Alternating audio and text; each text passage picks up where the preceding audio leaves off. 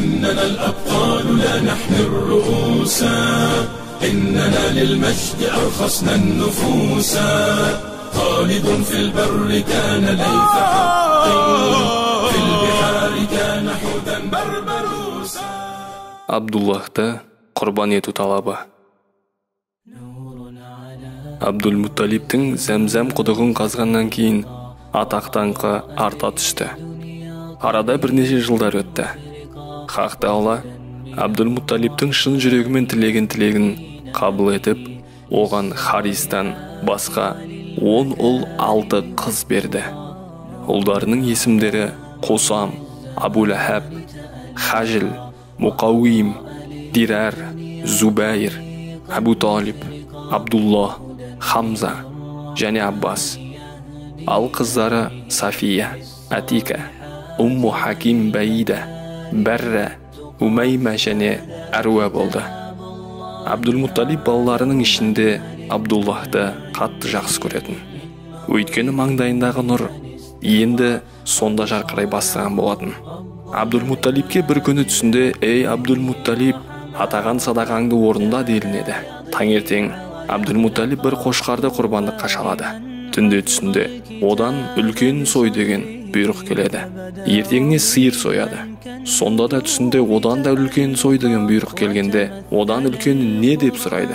«Сен ұлдарыңның бірін құрбандыққа шаламын деген уәдең бар еді. Айтқаныңды орында» дейді. Ертеңіне Абдул-Мутталиб балаларын жинап, көптеген жылдар бұрын тілегін айтады. Сосын балаларына олардың бірін құрбандыққа шалу керек екенін айтады. Балалары қарсылық білдірмейді. Қайта: «Әке, айтқаныңызды орындаңыз» деп разылықтарын білдіреді. Абдул-Мутталиб жеребе тастап, құрбандыққа шалатын баласын анықтайды. Жеребе ең жақсы көретін баласы маңдайында Аллаху Тағаланың сүйікті құлы Мұхаммед алейхиссаламның нұры жарқыраған Абдуллахқа түседі. Абдул-Мутталиб біраз толқып, көзі жасқа толады. Алайда Аллаху Тағалаға берген сөзін орындау керек болатын. Бір қолына пышағын, бір қолына сүйікті ұлы Абдуллахты алып, Қағбаға қарай барады. Көзінен жас парлаған әке Абдуллахты құрбандыққа шалуға дайындалады. Сол кезде Құрайыштың алдыңғы қатарлы адамдары таңданыспен қарап тұрады. Олардың ішінен Абдуллахтың нағашысы: «Ей Абдул-Мутталиб, тоқта, біз сенің балаңды союыңа рұқсат бермейміз. Егер олай істейтін болсаң, бұл Құрайыш тайпасы арасында әдетке айналады. Барлық баласын құрбан етіп шалатын болады. Мұндай іске бассау болма. Сен Раббыңды басқа жолмен разы ет» деп ұсыныс айтады. Абдул-Мутталиб осы сөзден кейін Хайбардағы Қутба немесе Сәжак деген кахинге, яғни көріпкелге барып, болған жағдайды айтады.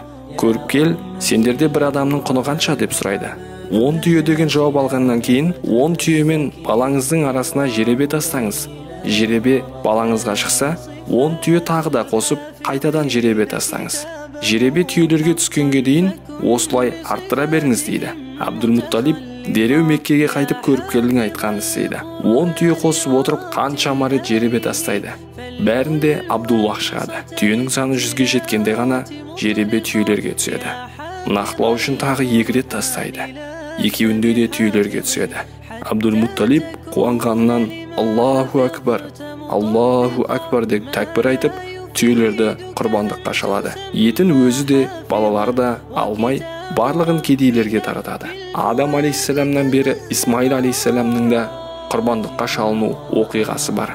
Пайғамбарымыздың тегі Исмаил алейхиссаламға баратындықтан, ол өзін «Мен 2 құрбандықтың баласымын» деген.